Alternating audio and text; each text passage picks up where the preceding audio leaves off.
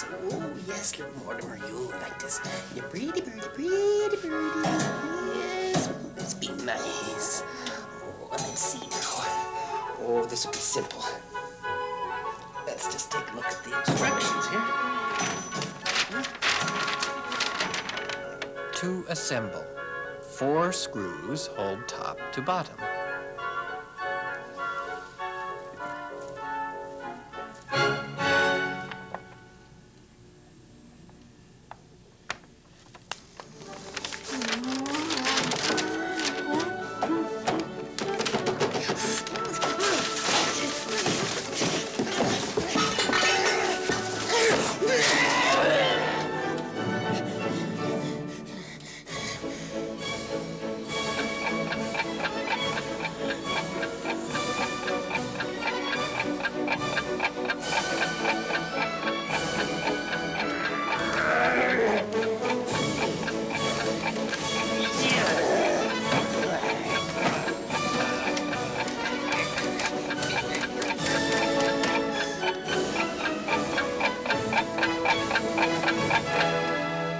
Lake City Distribution, this is Lori. May I help you?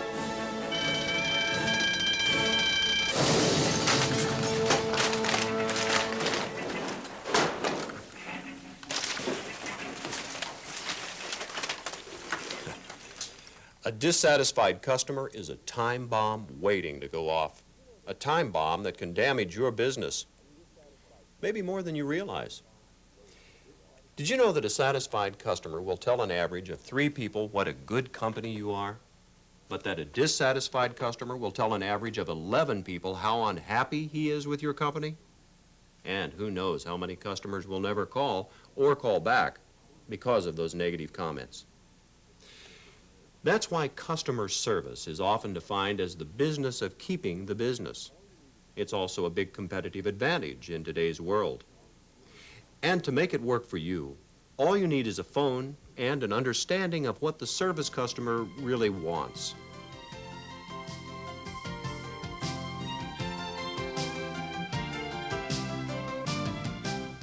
Who is this person on the other end of the line when you pick up a customer service call? Don't be too quick to judge, because the way the customer acts is not always the way they feel, and what they say is not always what they mean. For instance, is abusive behavior really a plea, I want you to understand that I have a problem? I was only 7, but I still remember the ad. High fashion doll, it said. Lifelike features. Well, this is what came in the mail. A cheap cardboard cutout. Hardly something to set the little girls of Lucius Avenue abuzz with envy. So, what does this have to do with my business today?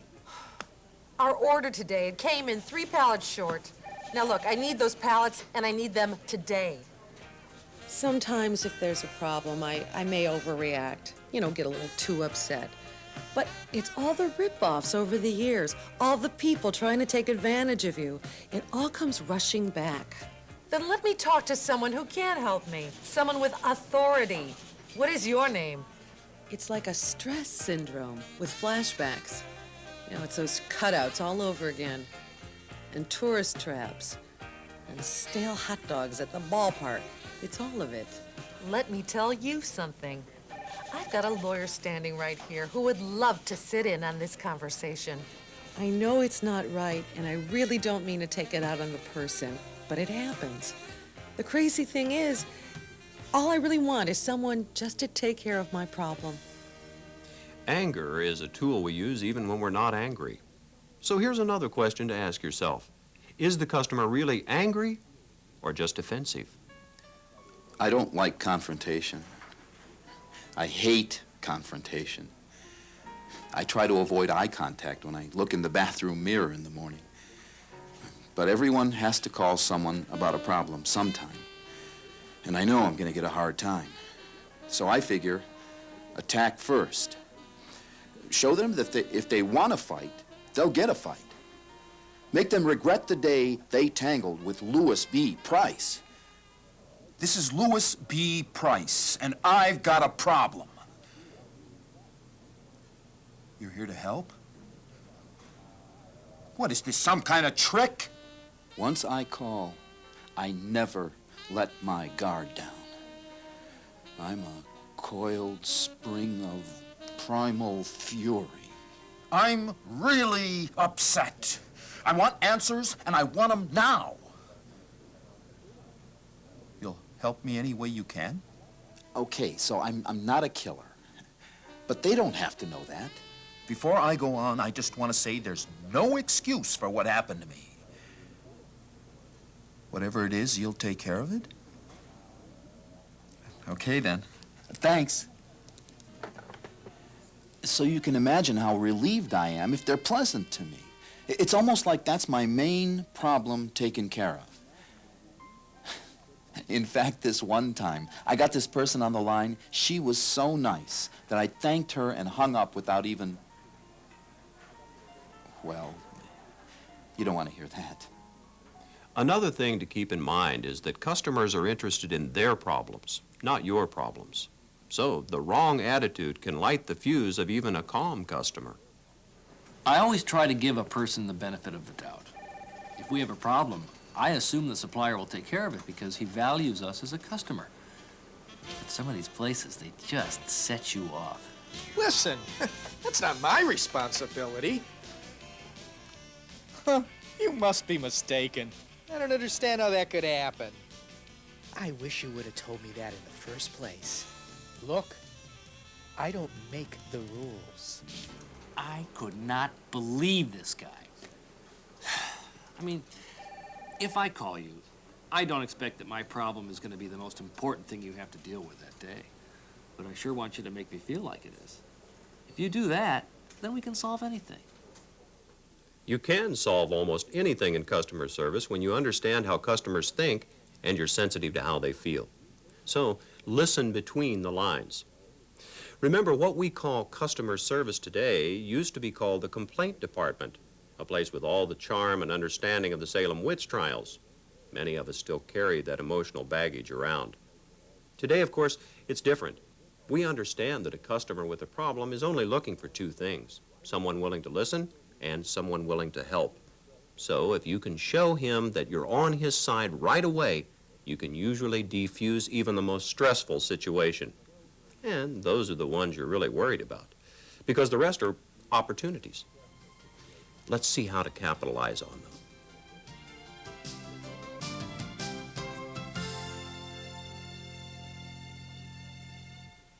The first few moments of an incoming call are critical. Not only do you have to identify yourself and your company, but you have to show the customer that you're eager to help. A calm, pleasant voice and a simple response like, "May I help you?" are often enough. Then just listen, very carefully. As we discussed, it's the most important part of a successful call. It's also good psychology to let customers tell their stories, if possible, from beginning to end without interruption, except for an occasional listening response such as yes or I see or of course. Now let's see how all this works in a real situation. Lake City Distribution, this is Laurie. May I help you? Yes, I want a scale. You know, a bathroom scale, as part of a contest. While you're listening, it's important to try and visualize the problem. See through the customer's eyes. Put yourself in the customer's place.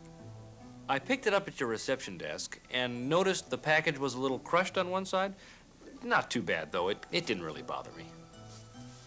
Well, anyway, I unpacked the thing at home and noticed a little dimple down on the bottom corner, but I still don't think much of it.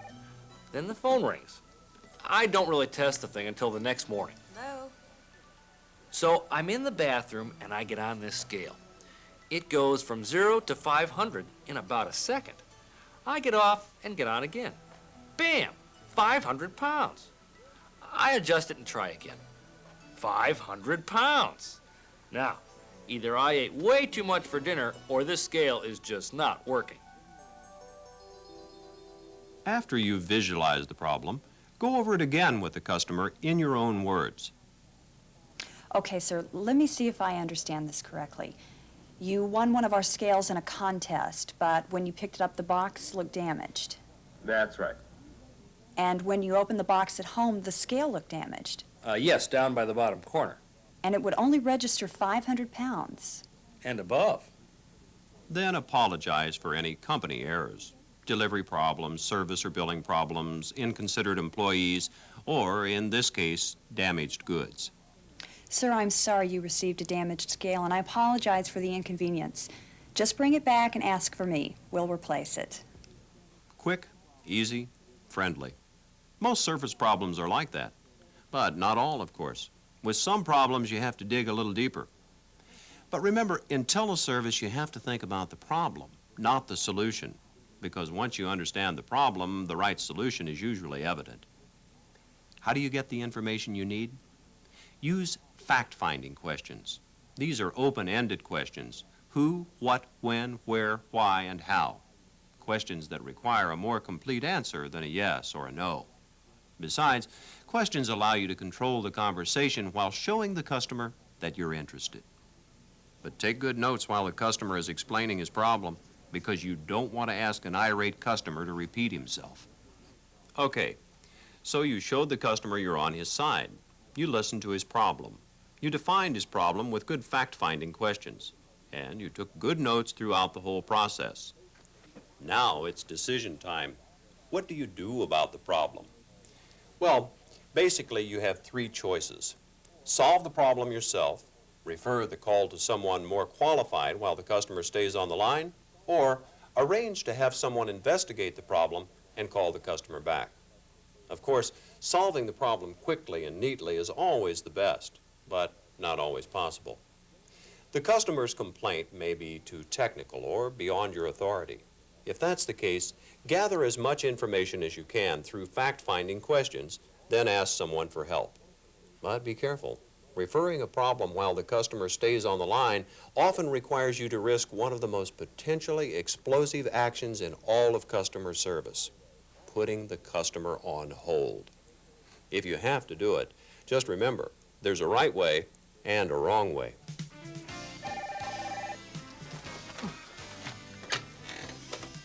Acme Novelty, please hold.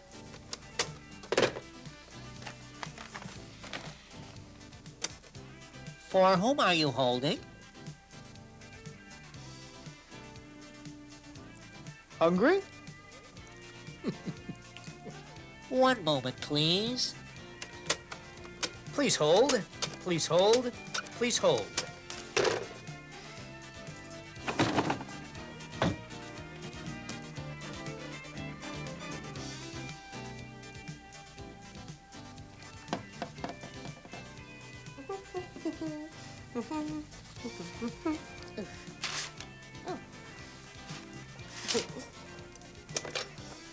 Hello. Oh, yes. Oh, yeah. Well, just a minute. Let me check. Would you please hold? Right. Yes, the words "please hold" are like sticks of dynamite that can blow up in your face unless you handle them with care. Here's how. Ask the customer for permission to be put on hold. If he says no, fine. Arrange a call back. Don't ignore customers on hold for long periods of time. Check back with them every 60 seconds or so. And finally, thank the customer for waiting. That's please hold, the painless way. Still, if you can't solve the problem yourself, your third option, arranging a callback, is often best for both your company and your customer because it allows you to prepare a complete answer while the customer cools off.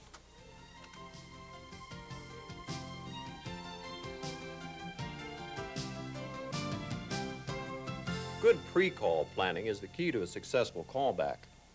Your goal is to solve the problem first, then call the customer back.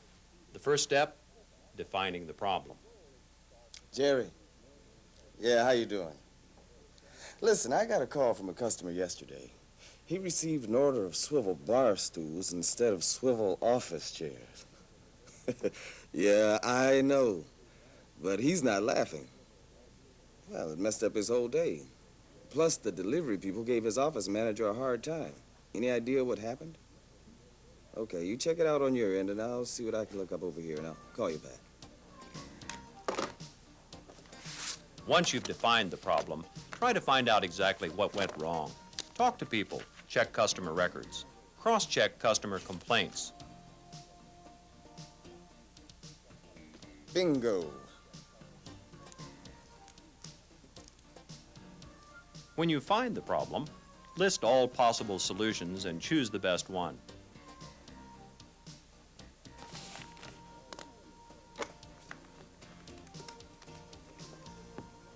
Jerry, let me run this past you before I call this guy back. Okay, we could just swap the bar stools between him and the lodge. Or we could ship them both new orders, pick up the stuff that's there, figure out what to do with it later.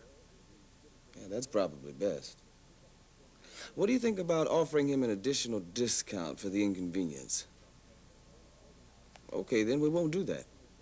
I'll call him right back. Then organize your thoughts. Actually write down the important points so you're sure to give the customer a complete answer.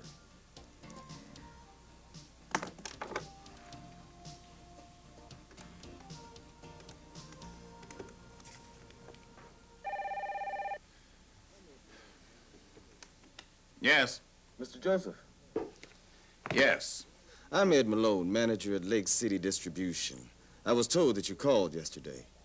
I want to let you know that we're going to take care of this problem this afternoon. The first minute of a call back can be tense and tricky, but this was handled very well. The manager used that critical minute to build customer confidence through the pleasant tone of his voice. He acknowledged the customer's phone call, not the problem. And right away, he assured the customer that the problem was solved without actually mentioning the problem.